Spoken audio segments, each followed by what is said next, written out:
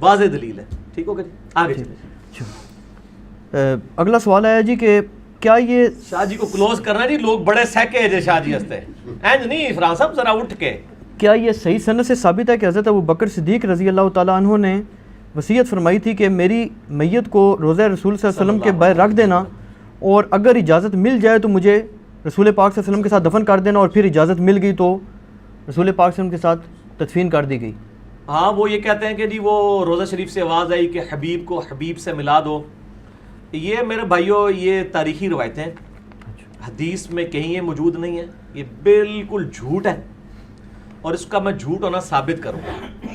مجھے بتائیں کہ سیدنا ابو بکر صدیق رضی اللہ تعالیٰ عنہ کا یہ جو واقعہ کہتے ہیں, اس میں الفاظ موجود ہیں کہ اگر نبی علیہ السلام کے روزہ شریف سے آواز آئی تو مجھے وہیں دفنا دینا, ادروائز مجھے مسلمانوں کے قبرستان میں دفنا دینا. ٹھیک ہے, یعنی سیکنڈ آپشن تو موجود تھا, کوئی ایشو تو نہیں تھا نا. اس سے بڑا ایشو تو سقیفہ بنی ساعدہ تھا, جہاں پہ خلافت کے مسئلے میں اختلاف ہوا ہے. اس میں تو سیدنا ابو بکر صدیق نے نہیں کہا کہ ہم جاتے ہیں اور نبی علیہ السلام سے قبر مبارک پہ جا کے فیصلہ کروا لیتے ہیں کہ آپ کا وصی کون ہے.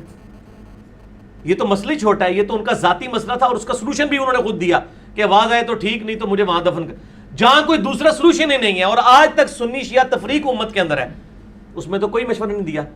پھر اما عائشہ رضی اللہ تعالیٰ عنہ اسی مبارک حجرے میں 47 ایئرز تک حیات رہی ہیں, 58 ہجری میں فوت ہوئی ہیں. جنگ جمل کے لیے جب نکلی ہیں, وہ تو ہوپ پہ جب کتے بھونکے تو ان کو خیال آیا کہ مجھے واپس جانا چاہیے. نبی علیہ السلام سے مشورہ کر لیتی قبر مبارک پہ. ان کے تو کہیں دماغ میں یہ وسوسہ بھی نہیں تھا کہ یہ بھی کوئی کمیونیکیشن ہوتی ہے. بالکل جھوٹا واقعہ ہے, اور اس کا جھوٹ ہونا میں ثابت کرتا ہوں صحیح بخاری سے. صحیح بخاری کے اندر سیدنا عمر کی شہادت کے اوپر جو ڈیٹیلڈ حدیث موجود ہے, کوئی 7-8 صفحوں کی. ہمارا ریسرچ پیپر 5B واقعہ کربلا کا حقیقی پس منظر 72 صحیح الاسناد حدیث کی روشنی میں, اس کے سٹارٹ میں میں نے وہ حدیث ڈالی ہوئی ہے. سیدنا عمر فاروق رضی اللہ تعالیٰ عنہ کا جب زخم لگے, اس کے بعد کچھ دن وہ زندہ رہے. بخاری میں پورے منوان اسی طریقے سے الفاظ موجود ہیں. جب ان کو یہ یقین ہو گیا کہ وہ دودھ پیتے تھے تو وہ آنتوں کے رستے نکل جاتا تھا کہ اب میں جانور نہیں ہوں گا, اس تکلیف کی وجہ سے انہوں نے اپنے بیٹے کو بلا کے کہا کہ بیٹا ام المؤمنین سیدہ عائشہ کے پاس جاؤ, اور ان کو کہنا کہ عمر بن خطاب کہتا ہے, یہ نہ کہنا کہ امیر المومنین کہتا ہے. آئی ایم نو مور امیر المومنین, میں اب امیر المومنین نہیں ہوں. 6 رکنی کمیٹی بنا دی ہے, علی, عثمان, طلحہ, زبیر, سعد بن ابی وقاص, عبد الرحمن بن عوف رضی اللہ عنہ اجمعین علیہم السلام. تو یہ کہنا عمر بن خطاب, کہیں وہ اس کو اولو الامر منکم یعنی خلیفہ وقت کا حکم سمجھ کے نہ قبول کریں. کہنا عمر عرض کرتا ہے کہ وہ اپنے 2 ساتھیوں کے ساتھ دفن ہونا چاہتا ہے. تو سیدنا عمر کو چاہیے تھا, وہ کہتے ہیں کہ میرے پہلے تو پریسیڈنٹ سیٹ ہو چکا ہوا ہے کہ حضرت ابوبکر کے لیے بھی آواز آئی تھی, میرے لیے بھی آ جائے گی, تو میرے بھی میت جا کے وہاں رکھ دینا. سر جھوٹ کے پاؤں نہیں ہوتے, یہ صحیح بخاری میں ہے. ٹھیک ہے جی. تو خیر ان کو وہ یہ 5B ریسرچ پیپر دے, میں ان کو حدیث کا نمبر بھی بتا دوں, پیچھے سے لا کے 5B دے. اٹھے جی 5B اتنے پڑے میں پیچھے, یہ پڑا ہے بلکہ یہ 5B میں مجھے, میں یہ نہ کہ نمبر ہی کوئی نہیں ہے, میں نمبر ہی دس دے میں انہوں. 5B میں یہ پورا آپ کی جو شہادت کا واقعہ ہے نا, صحیح بخاری میں 3700 پوری 3700 نمبر حدیث ہے, 3700 بخاری شریف میں سیدنا عمر کی شہادت کا پورا واقعہ. اور ایک اس کا اور طریق ہے 7207, بخاری میں 2 ہیں, 3700 7207 انٹرنیشنل نمبر کے مطابق. ٹھیک ہو گیا جی. اب سیدنا عمر کی جب وہ وہاں پہ جا کے خواہش کا اظہار کیا گیا تو سیدہ عائشہ نے کہا میں نے وہ جگہ اپنے لیے رکھی ہوئی تھی, آج میں عمر کو اپنے پہ ترجیح دیتی ہوں. اور پھر سیدنا عمر کو وہاں پہ دفن کیا گیا. یہاں پہ تو کوئی پریسیڈنٹ سیٹ نہیں تھا, ہونا چاہیے تھا کہ اگر ایک پریسیڈنٹ سیٹ تھا اس کے مطابق عمل کیا جاتا, وہ ہے ہی بھی اٹھا, کچھ نہیں تھا. ٹھیک ہے.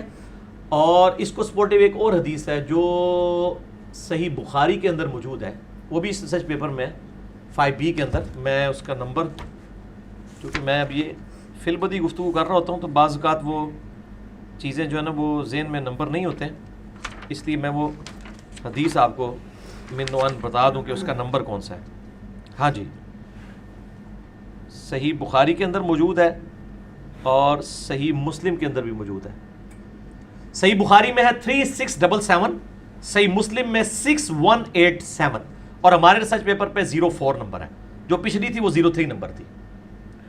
کہ عبداللہ ابن عباس کہتے ہیں کہ میں سیدنا عمر کی میت کے پاس بیٹھا ہوا تھا اور لوگ زارو قطار رو رہے تھے اور حضرت عمر کی میت پہ ان کے لیے تعریفی کلمات کہہ رہے تھے کہ جی آپ کی اسلام کو یہ فوقیت ملی, یہ ہوا, رومن پرشین امپائر گر گئی.